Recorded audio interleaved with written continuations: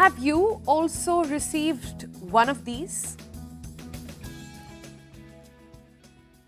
Dear digital consumer, your parcel has been returned due to being prohibited from sending out. For more information, please press 1. To contact our customer service, please press 0. Sounds authentic, right? Sometimes it is about a parcel that is not delivered, sometimes a bill not paid, sometimes a policy lapsing. The reason we are telling you this is because we want you to not fall for any of these, because this could be a scam. Your caller might be bringing up a problem to you at a very short notice.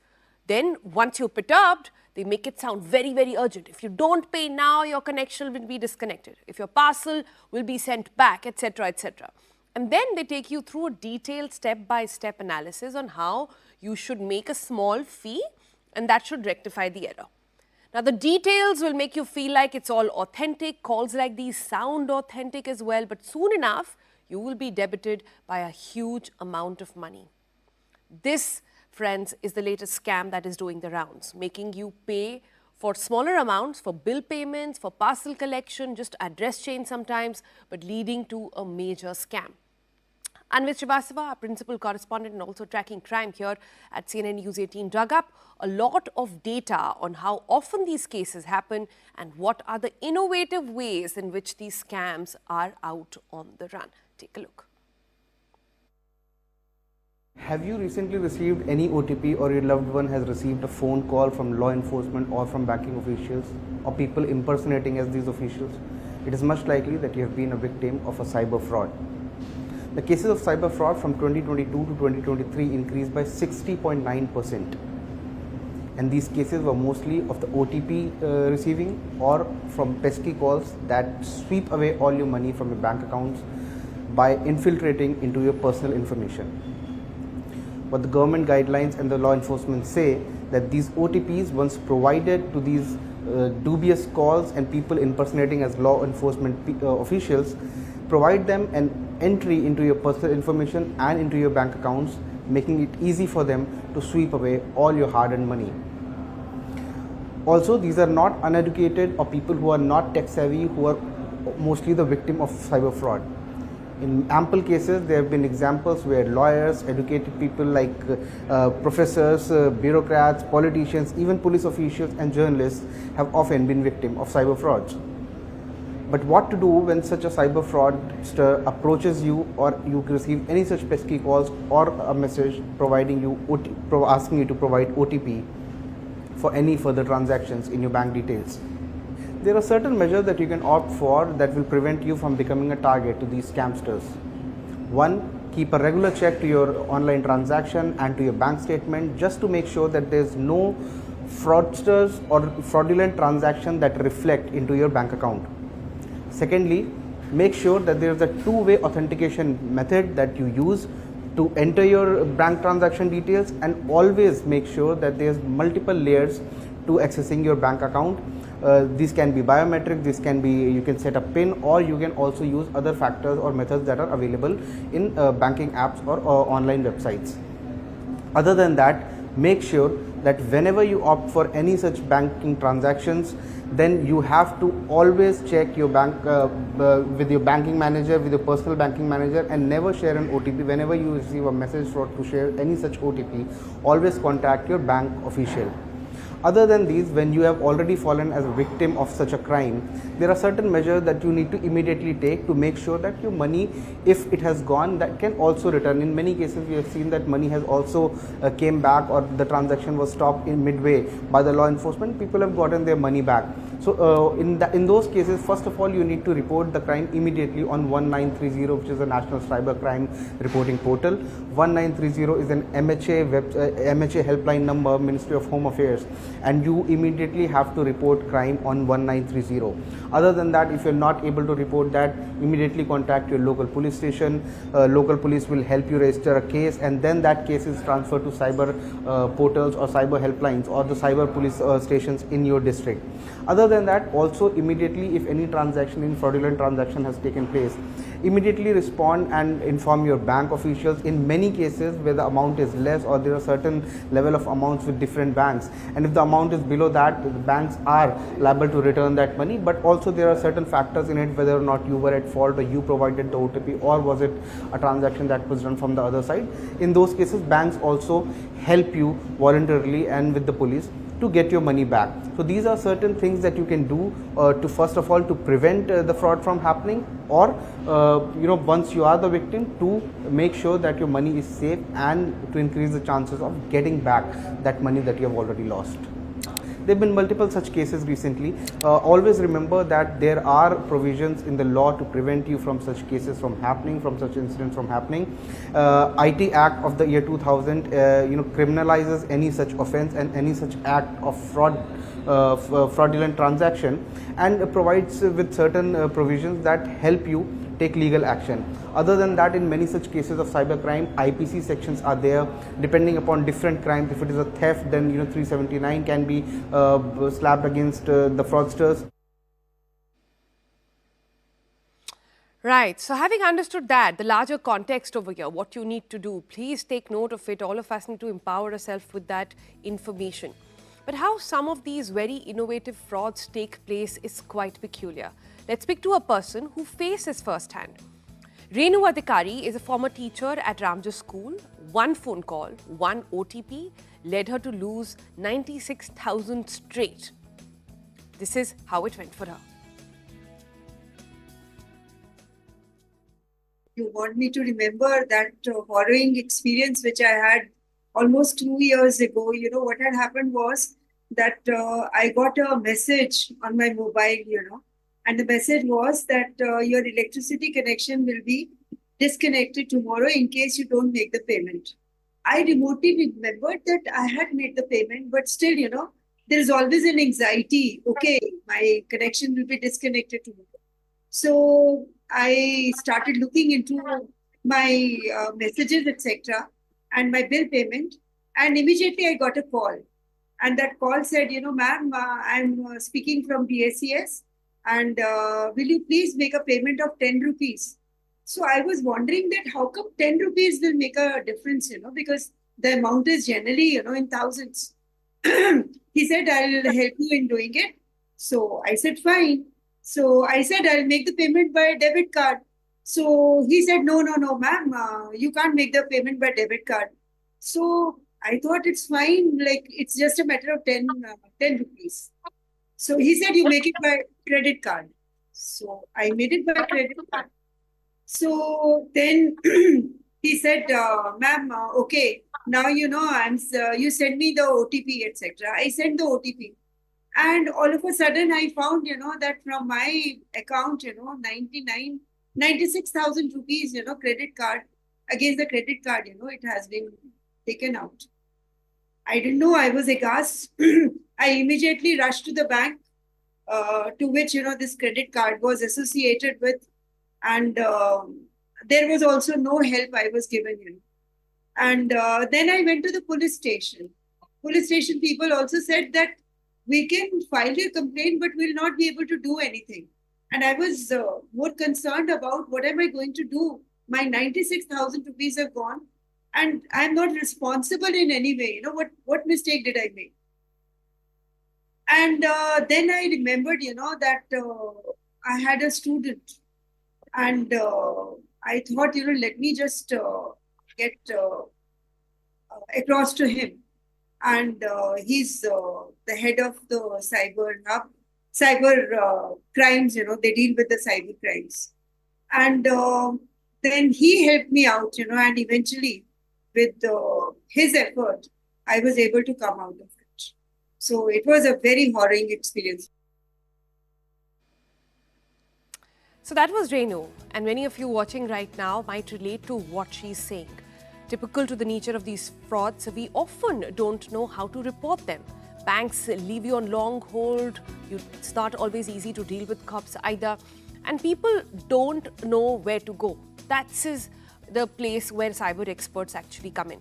And let's bring one on the program on that note. Mahir Gupta, cyber lawyer and the founder of CodeSnack, is joining us now. He's actually the one who helped Renu in this case as well. Good morning. Thanks so much for Yeah, good joining morning, us, ma'am. Mahir. Good morning, good morning. So Really you sorry, I'll be have been having some issues about the lightning because the power cut is there. So really sorry about that. No, no, no worries, no worries. We are live now, so we can take this Okay, sir. conversation forward. So, what we understand, Mahir, is that you're responsible for training lots of state cyber cells, ATS, CBI, other agencies as well. This has been done because the government also needs to update itself. But not everybody is going to have access to you. Not everybody will have friends like you.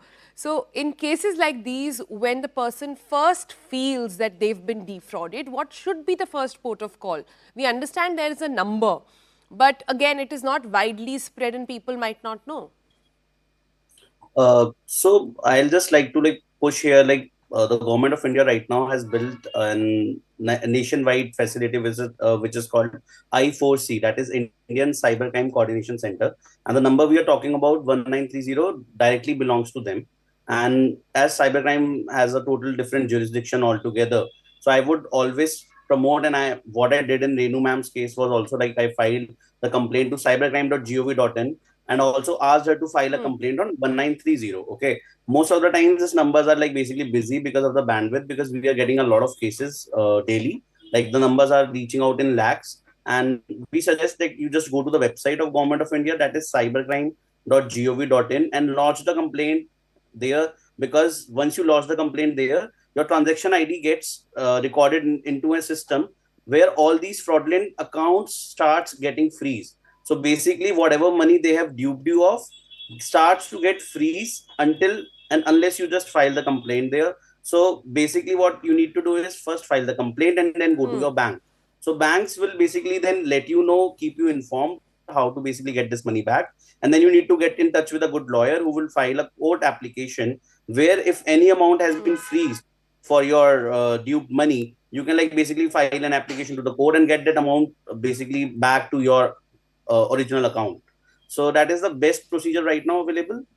Other than that, we recommend sometimes like people basically downloaded some application or like they have clicked on certain links. So we recommend that you can reset your phones as well. Okay. And like just don't share the OTPs. So when it comes to like why these people got due, even in Renu ma'am's case, as she was telling us about, and I have been dealing with thousands of victims. Like we get a lot of complaints on a daily basis, and trust me, the bandwidth right now for the cybercrime wings and also for the lawyers is very less in this particular domain. So we always Yeah. suggest that Yeah. don't ever go for a quick money making scheme. That is a really hoax. That is like if someone is putting some urgency over call, if they're saying they're from the even the law enforcement agencies, like people have started calling, posing as a police officer, and then like digitally arresting people and even asking for money. So basically, if someone is asking money and that too with urgency or asking for OTP or any personally identifiable information of yours, just don't share it online. Yeah, yeah. No, that's important. And you know, we've done shows after shows on this one, and we keep telling people that listen, the only way forward is to empower yourself with the information and know that if you've not done anything wrong, there's nothing to really worry, and take it and be calm and sort of answer these phone calls this way. But tell us this, you know, our knowledge of OTP scams has considerably increased, right? There are movies on them, we're actively talking about it, so many shows, WhatsApp forwards now are around it. But even if you look at the number of cases, they've only gone up. So where are we getting this wrong?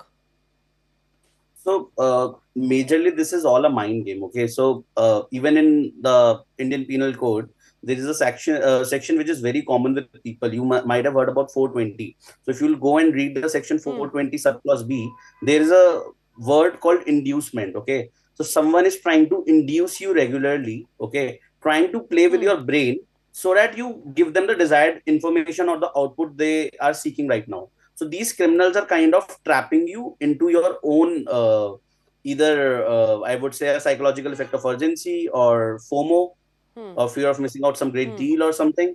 And I am seeing a lot of cases where like these retired government officers are like trying to invest their money into trading platforms, and they are getting duped of a lot of money. Like the amount is majorly a high ticket amount of $100,000 or more. Okay, so that is a huge amount for an individual. Like even the whole households are getting trashed, and every case has a common thing. where these people have been duped or induced to entering certain information, and there are voluntary transactions also. Yeah. So that is where the Yeah. victims get a lot of like I would say failure ratio, because they have voluntarily transferred money through either NEFT, IMPS, or even like I have seen people filling up the form of NEFT and IMPS, going to the bank branches and then directly like putting up the information there. And bank straightforward says there is a guideline of RBI June 6, 2016, where they have mentioned like if the customer is basically have voluntarily shared the OTP or entered the OTP, then the bank is not liable at all. That is why I am telling you, if you just file the That's an complaint on important point. Yeah. cybercrime.gov.in, then your money gets at least fees. So then we can fight a case in the court, and then can like basically let them know this is inducement or whatever. So that's why banks are not helping. Banks are So saying like we Mahir, are. you're saying, so yeah, Mahir, help me understand this. Are you saying that as you train government offices and police officers and training agencies, even they have a lot to learn. We're also just sort of catching up to these scams. We are never ahead of them, right? We only react. We are never able to sort of preempt them. And the only way of preemption over here is to empower yourself with that knowledge. But at this point, you think there is something lacking within the system as well to stop these from happening, specifically at the bank portal, because that's the first call you will make. If I've lost my money or money has been debited, the first call you will make is to your bank to say that, listen, this transaction is fraudulent. Yeah.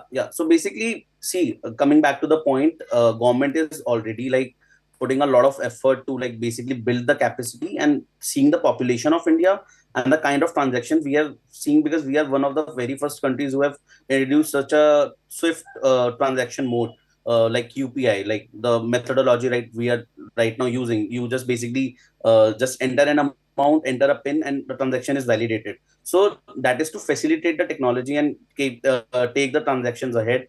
But right now, banks are not literally helping in this. Banks are totally I would say dusting off their hands if you are like just going to them as a victim. But again, the government has built a system. Like I can like assure you guys, like government has built a great system where they have directly collaborated with multiple central agencies, where this transaction ID, if you are putting it in the right transaction ID of the transaction, which is a fraudulent transaction, the system automatically starts freezing the amount. And I have seen it in cases like Renu ma'am is a very good example, where she has lost 96,000 rupees. And instantly, when I reported it to cybercrime.gov.in, I filed the proper complaint. So the problem here is the complaint form is also very long. Okay. And sometimes people are not filling in the right information at first. So that's where the system gets failed. Okay. If you're filling in the right system, I can assure you that even most of the amount gets freezed, and then we can like file an application to the court and then get our money back into the account, because banks directly are not helping anyone, that I could say. So banks might still be catching their breath on this one, but clearly 1930, that's the number that we need to remember and ensure that that's what you call and block in. If that number is busy, as it often is, as he's also constantly saying, then you have to log into the website and get your complaint launched there. That's the only way forward to empower yourself and to know how to deal with them, and most importantly, try to avoid them as much as possible. Thank you so much for joining us with that. All right, so that